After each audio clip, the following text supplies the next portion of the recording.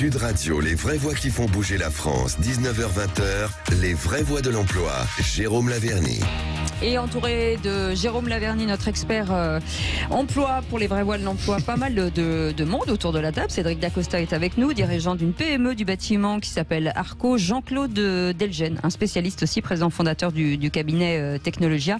Et puis on revenait, Jérôme Laverny, on va annoncer nos invités justement sur cette pénibilité, on va parler finalement de bien-être au travail dans un instant. Après le verre à moitié vide, passons au verre à moitié plein. Oui. Il n'est pas peu... Surtout à l'heure de l'apéro, c'est parfait. Oui, il est assez intéressant d'opposer de façon assez symétrique le thème de la pénibilité au travail à ce qu'il peut convenir donc d'une démarche très positive et ô combien mise en place par un certain nombre d'entreprises de la qualité de vie au travail. Et si Cédric Dacosta soulignait combien il est difficile dans une PME, une TPE, de mettre en place tout un tas de dispositifs susceptibles de pouvoir permettre à un salarié de passer d'un métier à un autre, voyons comment, pour le coup, une entreprise qui a su conserver depuis 30 ans à peu près 1000 salariés qui y sont restés, et ça c'est assez rare pour être souligné dans l'air du temps. Tiens, voyons comment cette performance a pu être atteinte justement peut-être par une démarche, une stratégie visant à soigner particulièrement la qualité de vie au travail qui est l'apanage de Jérôme Ballarin en l'espèce, justement, pour diriger l'Observatoire. On va les accueillir, vous l'avez dit, Jérôme Ballarin est avec nous, bien sûr. Merci d'être avec nous, bonsoir. Président de l'Observatoire de la qualité de vie au travail, j'ai 2 mots à vous dire. Et, non, je plaisante. Et, parce que moi, je voudrais de la pénibilité pour travailler avec Philippe David. Je prendrai des notes et je les transmettrai à la direction de Sud Radio. Depuis que Cécile fait les vraies voix avec moi, elle a négocié une prime de pénibilité égale chaque année à 5 ans du salaire de Mbappé. Quoi. C'est dérisoire par rapport à ce que je vis. Et voilà. Et un de nos interlocuteurs qu'on aime beaucoup, Guillaume Dacugna. Merci d'être avec nous.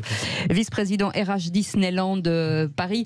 Justement avec Jérôme Ballarin, président de l'Observatoire de la qualité de vie au travail. Est-ce qu'on peut finalement associer la qualité de vie et la pénibilité ? Comment tout ça peut se travailler et s'imaginer ?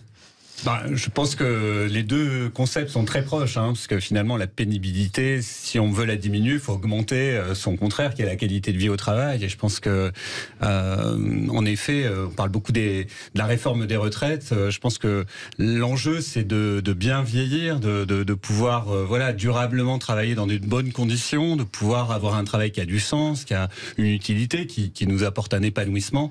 Et donc tous ces sujets aujourd'hui sont fédérés dans la thématique de la qualité de vie au travail. Donc clairement, il y a un lien. Et avec une entreprise, forcément, c'est le vice-président RH de Disneyland Paris. Forcément, Jérôme Laverny l'a dit, 1000 salariés aujourd'hui dont il faut gérer le quotidien. Depuis 30 ans. 1000 salariés qui sont là depuis 30 ans. Environ 1000 salariés. Absolument, et qui ont des métiers, certains sont pénibles, d'autres moins. Comment ça se gère au sein de l'entreprise ? Alors nous avons 500 métiers au sein de l'entreprise, donc il faut aussi considérer que porter la pénibilité ou porter le bien-être au travail, on ne peut pas, ce qu'on dit en anglais, one size fit all, c'est-à-dire qu'on ne peut pas appliquer la même méthode pour tout le monde.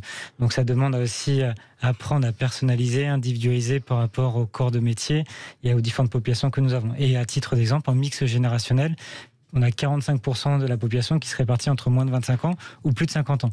Donc c'est aussi une considération quand on parle de bien-être au travail ou de pénibilité.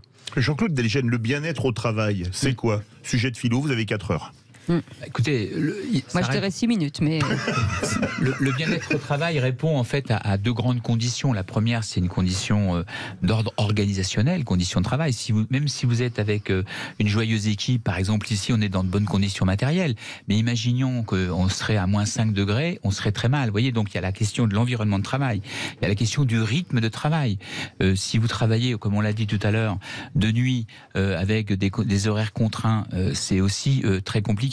Et si en plus vous êtes dans des postures ou dans des charges à peser, à lever, etc., si vous avez des contraintes physiques, ça peut être extrêmement difficile. Mais je voulais revenir sur une équation entre QVT et pénibilité. Je suis d'accord avec qualité de vie au travail et pénibilité. Je suis d'accord avec ce qui a été dit, mais c'est peut-être un peu, à mon avis, court. Pourquoi ? Parce que vous avez des endroits où vous avez une très forte pénibilité Et puis, vous avez malgré tout une grande ambiance de travail, une forte solidarité entre les uns et entre les autres. Et en fait, cette pénibilité, justement, les gens arrivent à tenir le travail parce que justement, il y a cet esprit de groupe, cet esprit de solidarité avec une certaine forme de qualité de vie au travail. Donc, oui, mais, enfin, je dirais, parce qu'en fait, la pénibilité, très souvent, les gens la supportent. On le voit tout à l'heure avec le témoignage qui nous a été donné dans l'entreprise Arco. Bon, on voit effectivement que le collectif est essentiel dans la pénibilité. Et puis le bien-être... Oui, pardon. Si vous êtes avec un collectif porteur où les gens s'entraident, où effectivement il y a une forme de fraternité quelque part, c'est beaucoup plus simple même quand c'est pénible. Jérôme Ballarin, je reviens sur cette pénibilité. On parle beaucoup de pénibilité physique, mais il y a la pénibilité mentale aussi. Tout à fait. Tout à fait. La fatigue psychologique, les burn-out, en effet. Pour traduire la qualité de vie au travail dans un sens de réduction de la pénibilité, moi je mettrais en premier la culture managériale. Les pratiques des managers, voilà, qu'ils puissent être à l'écoute, qu'ils puissent être empathiques, qu'ils puissent prendre en considération des problématiques personnelles aussi, de malades d'un proche ou de situations d'engagement extra-professionnel. Donc vraiment pour moi, ça c'est fondamental. Ensuite, je reviendrai effectivement sur les conditions de travail. Je suis d'accord sur l'organisation du travail. On a vu le télétravail beaucoup se développer. C'était une attente forte aussi pour mieux concilier vie professionnelle et vie personnelle. Éviter par exemple 2 ou 3 heures de transport par jour. On peut imaginer, c'est aussi une pénibilité finalement. Elle n'est pas au travail, mais à contrario, certains disent que rester à la maison seul, c'est aussi pénible finalement de ne pas avoir d'interaction sociale. Oui, tout à fait. Là, je rejoins ce qui a été dit également sur cette notion de collectif, même pour aller jusqu'à la fraternité. Mais c'est vrai, au fond, se sentir bien dans son collectif. On voit d'ailleurs que avec les organisations hybrides qui se sont développées, présentielles, distancielles, certains salariés souffrent parce qu'ils sont en plus en attente. Alors, je pense que là-dessus, on est tous différents en fait, et les besoins d'interaction humaine ou au contraire d'autonomie, de proximité avec ses proches, quand on est en télétravail. Enfin, voilà, chacune et chacun doit pouvoir trouver un peu son entreprise à la carte. Je pense que c'est ça qu'il faut réinventer aussi pour demain. Cédric Dacosta et Guillaume Dacugna, c'est 2 métiers différents. Le bâtiment Disney, mais il y a des métiers qu'on peut faire en partie à domicile. Vous êtes ingénieur, vous concevez un chantier, ou pareil, vous, un marketeur ou quelqu'un qui fait des chiffres, un contrôleur de gestion. Est-ce que vous avez eu une grande demande de télétravail ? Un petit peu dans les postes sédentaires, mais c'est très limité parce que malheureusement, nous, on doit se déplacer assez régulièrement. Oui. Voilà. Et vous ? Alors nous, sur nos 17 000 salariés, nous avons près de 4 000 qui sont éligibles au télétravail sur des fonctions support. Mais notre réalité, c'est qu'on en a 12 à 13 000 qui doivent être au contact du visiteur et sur le terrain. Donc eux n'ont pas accès au télétravail. Après, on reste, pardon pour préciser, mais on fait aussi de la construction et du chantier. Et à titre d'exemple, on a recruté tout récemment un menuisier, 56 ans, qui était ancien imprimeur et qui s'est reconverti il y a juste 1 an et demi et qu'on a recruté. Donc on fait aussi de la construction et on recrute des personnes seniors sur ce type de métier, malgré la pénibilité. C'est ce qu'on aime, c'est Disneyland Paris. En cela qu'il serait très malvenu des pouvoirs publics d'imaginer un index qui relève plus de passés ancestraux et inquisitoriaux, parce que beaucoup d'entreprises n'ont pas attendu des mesures combinatoires pour recruter des gens de 56 ans pour être menuisiers. Vous posiez la question du bien-être, Cécile, du bien-être au travail. Mais est-ce que le bien-être doit être circonscrit au travail ou à la vie privée ? Aujourd'hui, il y a une contagion vie privée, vie professionnelle, qui fait qu'il faut revoir la copie des mesures mises en place et rentrer dans le vif du sujet. Le bien-être au travail ne passe pas par des bonbons Haribo, des baby-foot, mais passe par des mesures comme celles que vous venez d'entreprendre et à laquelle vous venez d'adhérer, Disneyland Paris, charte de la parentalité. Ça, c'est du concret. On va en parler dans un instant, justement, de cette charte de parentalité qui est hyper intéressante. Avant, une réaction de Jean-Claude Delgen. Oui, je pense que quand on parle de qualité de vie au travail, il faut comprendre qu'il faut parler à plusieurs voix. C'est-à-dire qu'il y a la qualité de vie au travail vue par les dirigeants, il y a la qualité de vie au travail vue par les représentants du personnel, c'est déjà pas forcément la même chose, et puis il y a la qualité de vie au travail vue peut-être par le service santé au travail. Et donc pour réussir une véritable qualité de vie au travail, il faut réunir tous ces gens-là autour de la table et mettre en débat les situations de travail, c'est-à-dire d'avoir un dialogue social au cœur pour pouvoir traiter les problèmes. Les problèmes, ils peuvent être dans une entreprise c'est jamais la routine, en général, vous avez du quotidien, mais parfois vous avez des irritants, parfois vous avez, je dirais, des tempêtes, vous traversez des cyclones, et puis parfois c'est la mer calme. Mais en tous les cas, les gens qui réparent leur toit en été, c'est-à-dire qui font du dialogue social, qui sont dans une relation heureuse avec les représentants du personnel, c'est-à-dire qui ont véritablement nourri ce dialogue social, ont une qualité de vie au travail pour traverser tous les temps. Et donc c'est ça, moi j'appelle vraiment à parler à plusieurs voix, parce qu'il n'y a rien de pire que quand vous avez cette disharmonie au sein des entreprises et qui ne permet pas de poser les véritables problèmes. En tout cas, on va les entendre, ces voix. Guillaume Dacugna est vice-président RH Disneyland Paris, et Jérôme Ballarin, président de l'Observatoire de la qualité de vie au travail. On reviendra sur cette charte de parentalité très intéressante. Merci d'être avec nous, merci d'être dans les vraies voies de l'emploi avec Jérôme Laverny, notre expert. Expert worldwide, j'ai envie de dire. Allez, à tout de suite. Sud Radio, les vraies voix qui font bouger la France, 19h-20h, les vraies voix de l'emploi. Jérôme Laverny. Bienvenue dans les vraies voix de l'emploi. On est ensemble jusqu'à 20h avec Jean-Claude Delgen, président fondateur du cabinet Technologia, qui en connaît un bout sur l'emploi, avec Jérôme Ballarin, président de l'Observatoire de la qualité de vie au travail. Aussi avec nous un entrepreneur, Cédric Dacosta, dirigeant d'une PME dans le bâtiment Arco, et puis notre invité aussi, Guillaume Dacugna, qui est vice-président RH Disneyland de Paris. On le disait en début avant la pub, de se dire que vous avez mis en place tous les deux, Jérôme et Guillaume, une charte de parentalité à Disneyland Paris. Ça veut dire quoi?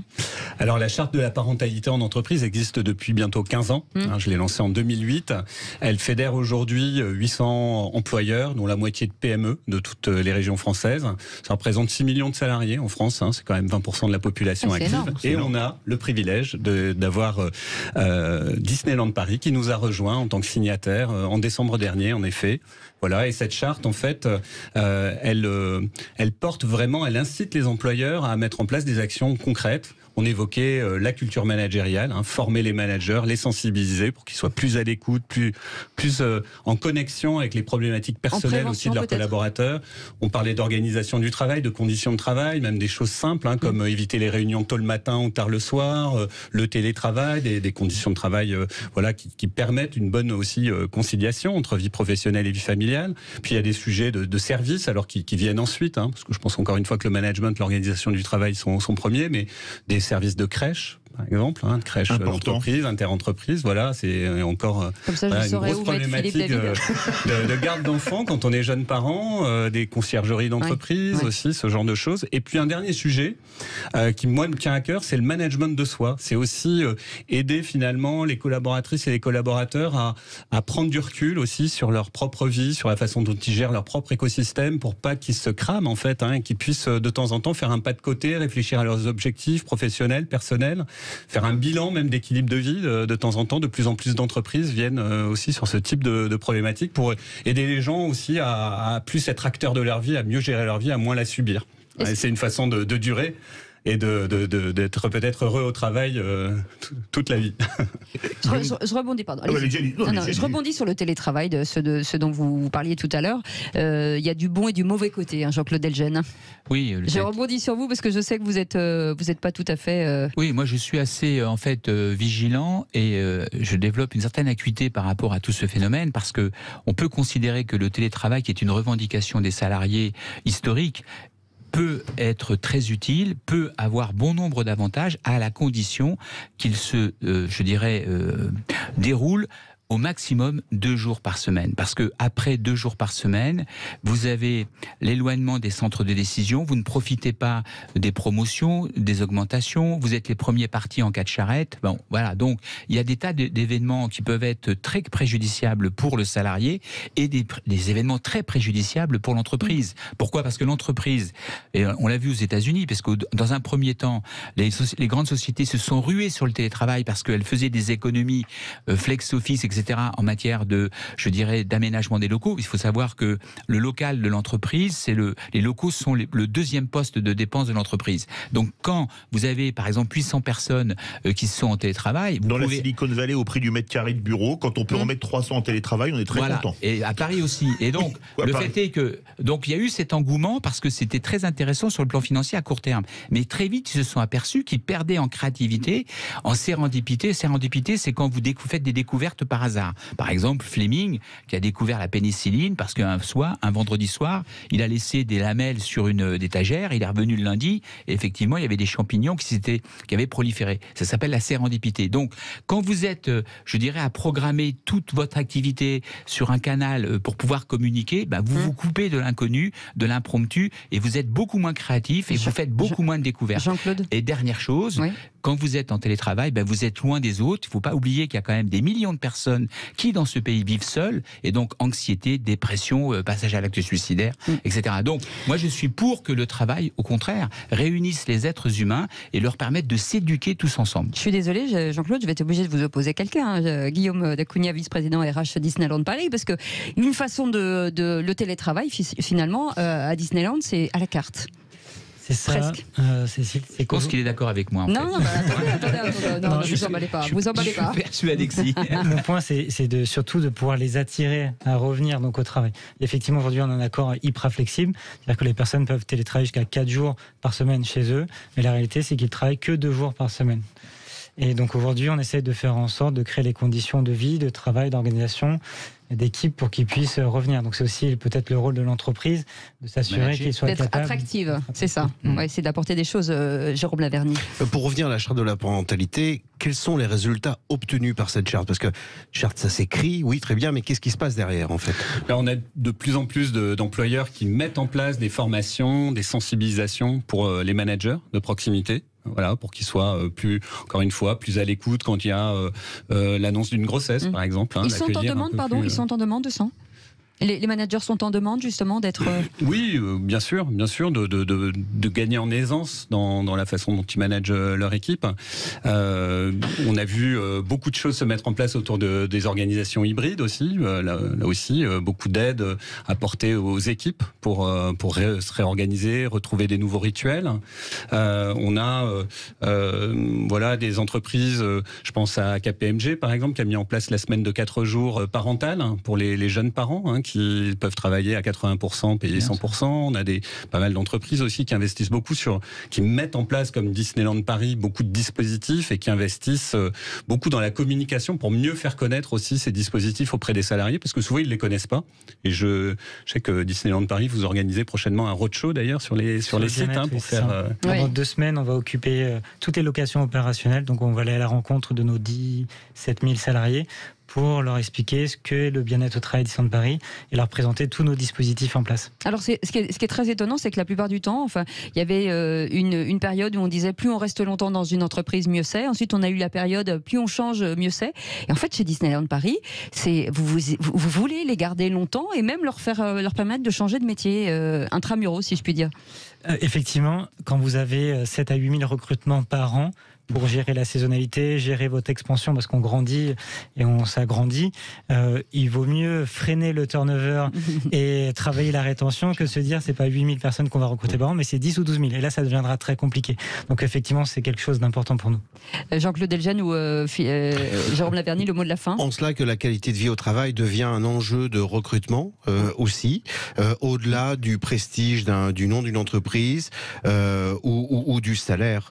Et c'est la raison pour laquelle il faut convenir d'une stratégie au long cours, au long terme et qui concerne tout le monde, y compris les TPE-PME, parce que nous l'oublions pas, il ne s'agit pas simplement de se cantonner au verbe, c'est le premier employeur de France. Et un dernier mot, Jean-Claude, 30 secondes. Simplement pour revenir au débat initial, je pense qu'il faut qu'on se préoccupe des seniors justement en permettant, en accompagnant les conditions de travail des seniors pour leur permettre de travailler plus, de les accueillir plus en entreprise et qu'on arrête cette vision totalement négative. Il faut savoir que Dante a écrit la Divine Comédie.